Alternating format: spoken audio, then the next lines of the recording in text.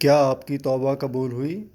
جانیے وہ 4 نشانیاں جن کے ذریعے اللہ آپ کو قبولیت کا پیغام دیتا ہے۔ انسان ہونے کے ناطے ہم سب سے غلطیاں سرزد ہوتی ہیں، اور جب ہم اپنے گناہوں پر نادم ہوتے ہیں تو توبہ کے لیے اپنے خالق کی بارگاہ میں حاضر ہوتے ہیں۔ وہی خالق بہتر جانتا ہے کہ ہماری توبہ قبول ہوئی کہ نہیں۔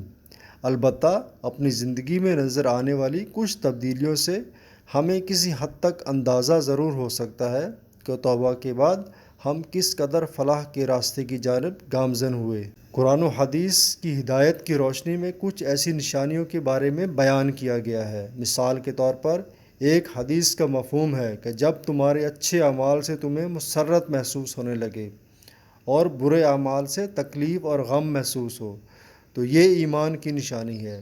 اسی طرح جب انسان اپنے گناہوں سے سچے دل کے ساتھ توبہ کر لے اور یہ عہد کر لے کہ دوبارہ گناہ کی جانب مائل نہیں ہوگا تو اسے اپنے خالق سے رحم اور مغفرت کی پوری امید رکھنی چاہیے۔